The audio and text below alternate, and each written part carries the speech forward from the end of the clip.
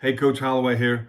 Wrestling season is over, and I just want to say thanks for your part in praying and giving to support FCA Wrestling and me in the work that I'm doing.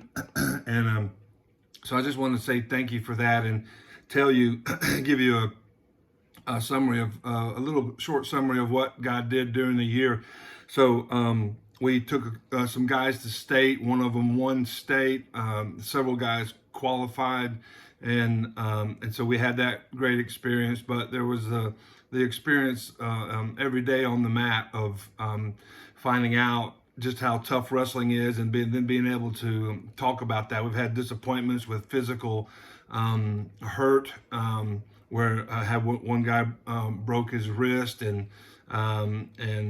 other ailments, other physical injuries, and being able to talk through that, and ask him how God sees that and what do you think God thinks about that, and so rather than just being a one-dimensional coach, where it's just pure physical and wins and losses at the end of the season. There's so much more. We want to be a three-dimensional coach and realize there's a student behind the jersey, right? There's a student. There's a human, right? A person wearing that wrestling singlet, right? As a person for whom Christ died, and so keeping that in mind and looking for spiritual conversations. My wife and I pray every morning before she leaves. She usually leaves a little bit before me. God, give us eyes to see and ears to hear, what you're doing around us, and then the boldness to step into that. And so that's what this year has been. And so one of the cool things that we've done is that students have been leading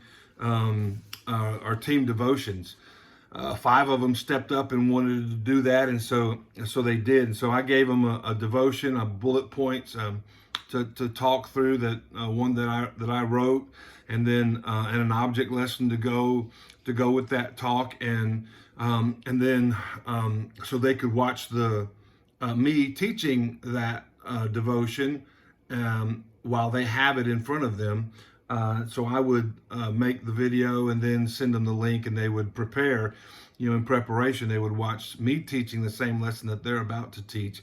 And so they're hearing it, and they're seeing it, and they're reading it, and then they do it. And it was really cool to watch that, because each one of them was just a little bit different. It's interesting to just their personality, to see their personality come through as so they were all nervous, right? And that's fine. But one guy was just ad-libbed, the others just read it verbatim.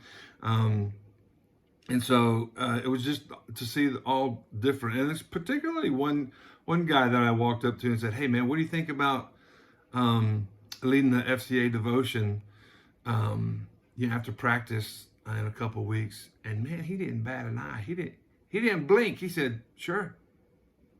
I feel like saying, No. I asked you if you wanted to lead a devotion after. But so you just never know. I mean, John 10:16, Ephesians 3:20 and 21, and then the Great Commission in Matthew 28. God is out there, Jesus, and is out there ahead of us, right? He's out there ahead of us, and when we go, He's with us, right? And the Holy Spirit is doing work in the lives of people. And so you see that when you engage them. Right? You engage them with the gospel. You ask them to step up. You say, "Hey, man, you go to church. You say you love Jesus. How about doing this?" And they're like, "Okay." I'm like, "Really?" So it's all been really interesting to watch these kids' different personality. And then we do a debriefing with them. And I send them a link to that. I text it to them.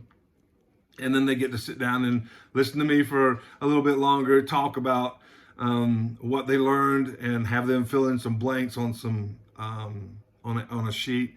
And so trying to go full circle in equipping these students by asking them, and then equipping them, and then encouraging them afterwards, and how well they did. So now that we don't have to worry about our weight anymore, they're going to be coming over to my house for pancakes on Saturday morning. We're gonna try to get 5 or 6 of those in before the school year is out. Saturday mornings over at my house, pancakes and a few other things, and Bible study, and just encourage them in the faith. So listen, I just wanted to say thanks for your support and encouragement, your financial support and praying, and all the conversations that we've had about the ministry of reaching out to people and loving and making disciple makers, and doing it where you are. That's the whole thing about the Great Commission. It's a curious thing that so many people don't know that they ought to be doing it or how to. I mean, I can understand how a little more than I can understand the that they don't know. But that's what we do. Living out the gospel where we are. You know that when Jesus told the disciples to go make other disciples, they weren't confused. They weren't confused about what that meant, and so praying for opportunities to keep coming up with athletes and making disciple makers, and I appreciate your willingness to continue to pray for these guys.